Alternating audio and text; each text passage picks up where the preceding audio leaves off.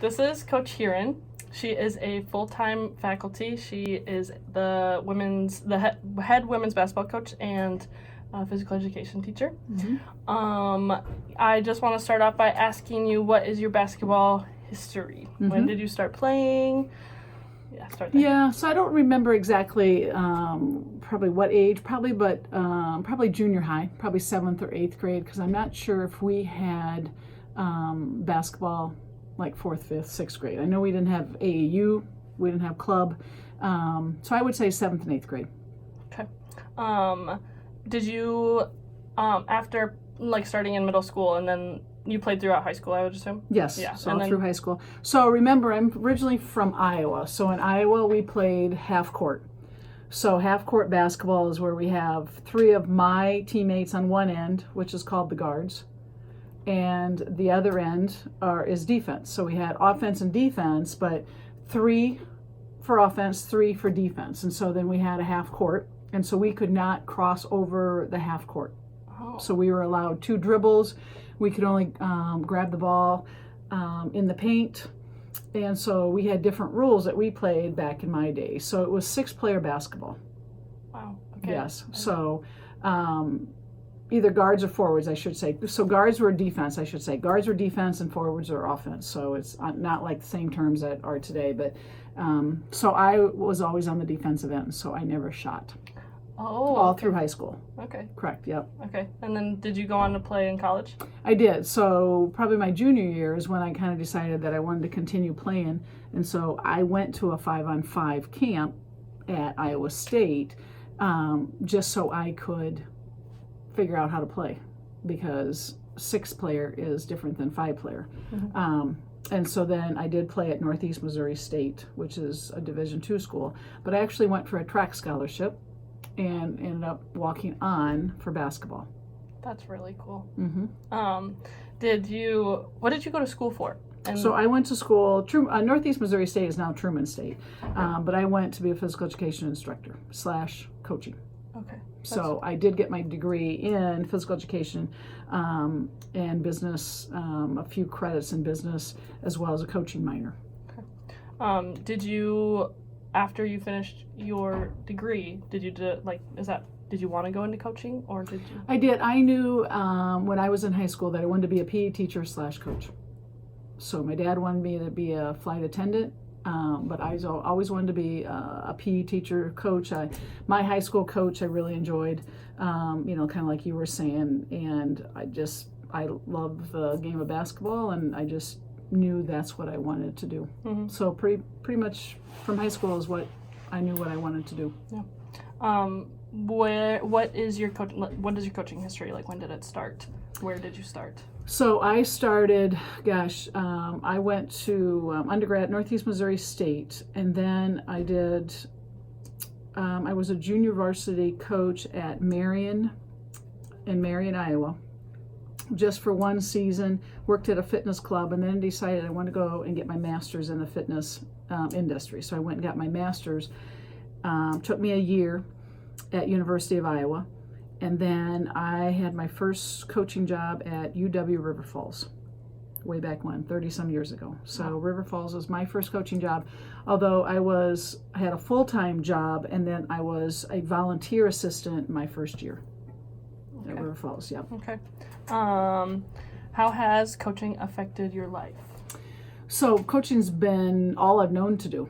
So I've either taught in a high school, which was just really for 1 year, or I've been at the college level for 30+ years. So it's impacted because I've come across a lot of great people, wonderful people. It's been mostly younger people that have brought in different cultures, brought in different,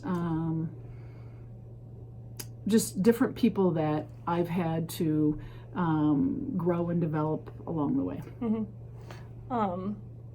you have a favorite memory? Favorite memory? No, I think every team is a different team, so I've had a lot of different teams in those 30 years, but I think memories when, a player calls you up after they've graduated, or they send a text or tell you that they've gotten married, they're having a baby, they come and see when I'm coaching. or come back to their alumni and play. So I think just keeping in touch with players, I think, is the memory. It's not necessarily the wins, the losses, getting into a tournament, coaching honors, that type of thing, but it's more of players that call you and or send you a letter and say, Coach, remember when we were in the office and you talked about, I got this one a couple of years ago, a player that didn't know where she went. But anyway, she sent me a letter. She goes, hey, do you remember when we talked in the office? I was having a hard time and you told me, hey, just take a different path home. Just walk a different way and maybe, some things will straighten out, that type of thing. And so she goes, I did, and things straightened out. And now she was a principal of a high school here in Wisconsin. But she just sent me that letter, not knowing at the time how I helped her, but yet that small conversation that we had apparently maybe got her on a little bit different path than what she was on currently. So yeah, that's really good. Just like seeing people grow. Yeah. What goes into planning practices? So I spend a lot of time, even after 30 years, some things just come right off the bat, some warm-up drills that we always try and do, or get up and down, or then I look at, okay, what team are we playing next that I need to throw in some different actions that we're going to see in the game. So I try and have a flow. I want to start out fast, kind of like a game does. Want to keep the drills moving quickly to fast one to the next, just because that's how the game is. So you try and get some shooting in there. You try not to have one drill after the next that's all run, because then you're not going to have a break for your student athletes. So just a lot of different things. You want to work on offense, you want to work on defense, you want to work on transition. Okay, what do we need to maybe work on that was showing up in a game that we didn't do very well, that we need to do a better job of? And so just really a lot of thinking about, hey, what do we need to get better at? How long does that normally take you? I usually spend a good, 45 minutes to an hour on planning the practice. Usually after the previous practice, I'll jot some things down. Hey, do we need to do a better job of this? What didn't go well in that practice? Or just what do we need for the next practice? What are the biggest challenges you face in coaching? Well, for one, everybody is different, and so you have to understand each player. So some players can take criticism a little bit better than others. Some need more visual than others. Maybe need just, hey, this is how it needs to be done. Some maybe can just get a kick in the butt and do okay. So challenging would be understanding everybody has a different way of learning and progressing. Challenges are that you're not going to please everybody. Challenges are, sometimes just resources, that you just don't have enough resources, or you don't have enough money in the pot to help with assistance. Travel. You want to give as many things to your players as you can, but you can't. Challenges are student athletes have a lot of stuff going on in their lives, that you're just not a coach, that you wear many hats, and sometimes that's a challenge, because I'm also a teacher, so I have to worry about students in my class, I have to worry about grading, and so sometimes you don't think you have enough time in the day. But challenges are trying to juggle everything, wearing more than one hat. That's really a challenge. Yeah, for sure. And you're not always taught that. Yeah. So I wasn't taught on different psychology aspects. I wasn't taught how to be a counselor, and sometimes I'm a counselor. I wasn't taught on, I'm not your mom, but sometimes players, when they're away from home, they need a mom or they need a dad, and textbook material doesn't always tell you that stuff. So it's a lot of, just experiences, drawing on past experiences, that sometimes can be a challenge. When do you think you learned that? Are you still learning that? How to handle people? I do, because I think I've had some experiences here at Madison College that I have not had before, that I had to learn how to deal with, or learn how to handle, learn how to get through, learn how to navigate. And I think you're never too old to stop learning. And so, whether I read leadership books or read different psychology type stuff, or different ways that can help me understand people a little bit better and what they're going through. Yeah. What advice do you have for someone preparing for a career in this field? Well, one, it's not an 8-to-5 job. and one, coaching, depending on what level, doesn't always pay real well. And so, I definitely didn't go in it for the pay, although no one really told me what coaches make, although you read D1 and D2 coaches and what they make, and it's lucrative and they have endorsements and that type of thing. But, your junior colleges, your NAIA, your D3 coaches don't make a ton of money. And so you have to love and have a passion for what you do. And so if you're in it for money, coaching is probably not it. If you're not in it to help young people, then coaching is probably not in it for you. If you're not willing to have your to spend nights and weekends with others, then coaching's not probably for you. And it's tough. I don't have a family, but still for those coaches, it's tough for work-life balance. So you've got to understand how you can balance time at work as well as spending that time with your family as well. So it can be a very rewarding career, but if you're in it for reasons that other than helping young people, you're probably not in it for the right reason. Yeah. What kind of formal education would you recommend?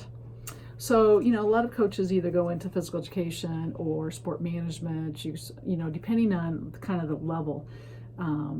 Some have a business background, but, at the D3 level NEI, most of them are going to be also teachers. And so you're going to need probably some type of education background, or you're going to have something else that's going to help you with the coaching end, because coaching is not going to be your full-time job. Yeah. And so for my part, I have an education degree, which pretty much all the 30 years, I would say maybe 3 years I didn't teach. When I was at Division I, Air Force Academy, I didn't have to teach. I was just strictly all basketball. But certainly probably something in the education field. And then if you want to go to D1, all those coaches as well have some educational background. Yeah. And to make it, like, if you start at a JUCO and then you go into, like, D1, how do you get to D1? Yeah, so my route was, I went D3, then I was a D2 head coach. And where did I go? Then I had the opportunity of being a D1 assistant.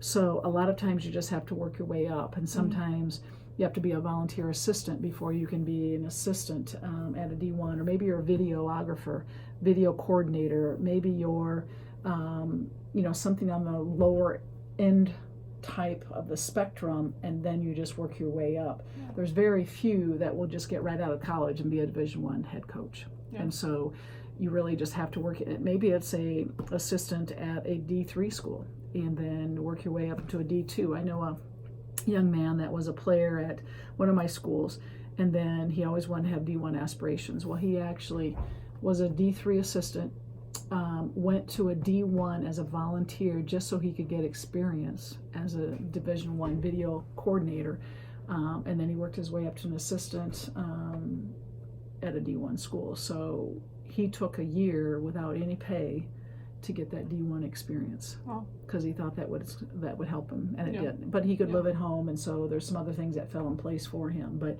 you definitely have to work yourself up into those ranks. I think I was fortunate that I was a D2 head, and then I got a D1 assistant, and then I also knew somebody at another D1.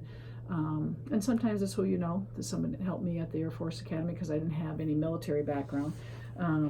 Helped me get that, but I realized that wasn't really the atmosphere that I wanted.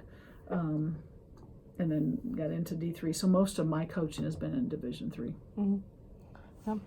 Yeah. How did you get involved with Madison College? So I had been at UW La Crosse for a number of years and felt like it was time for a change. And again, somebody had notified me that this was open, this job, and so contacted the athletic director. It was a late hire. I got hired the weekend before teachers had to report. So it was a week before school started that I got hired, but I knew I just needed a change, and change of city as well, and so that's kind of how I ended up here. Somebody contacted me that they knew this job was going to be open because the AD had talked to some other ADs and my friends in AD, and just said, hey, you might want to look into this job. It was teaching and coaching, and it was a perfect fit. Yeah. How long have you been here? 4 years. This is my 4th year. 4th year. Okay. Yep. Okay. What areas are you growing / or what areas are growing / changing in this field? in the coaching. Yeah. I would say probably more, not necessarily growing, but changing would be recruiting. There's always a lot of different, especially for D1 and D2, there's recruiting periods, that dead period, contact period, observation period. So those are changing. Probably the rules have changed a little bit. Now they're looking at a longer extended 3-point for the women, and just some other changes. So the game is growing to keep up with the international rules as well. So I think that's good. And hopefully, high school's changed a little bit, going from quarters to halves, although, then the college game went to quarters. So that was kind of hard to figure out, and I'm not sure if they'll ever go to quarters again, or if they'll go to a 30-second shot clock. But so I would see just different rules, and recruiting definitely has changed. Do you think the game itself has changed too? I think the style of the game has changed. Back in my day, it used to be set offenses, continuity type offense. Now it's all dribble drive, penetrate, kick. On the men's side, the women's side. Yeah.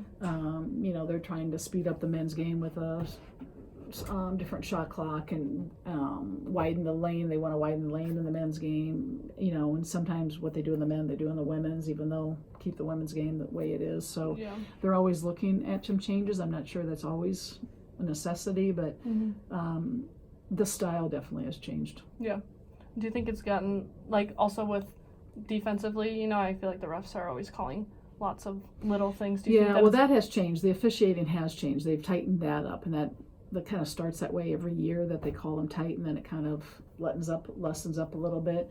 But that has changed, that they are calling them much tighter than it used to. Yeah. But I also think that's because more teams are playing a different style of ball, that are being a lot more aggressive. Yeah. But you used to see, a back to the basket type player, or a high-low.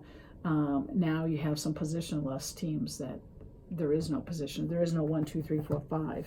Just everybody can play every position. At least that's on the men's side as well. Yeah. So, but yeah, back to the basket type. You still see some of that, but I do think that's changing as well. Yeah.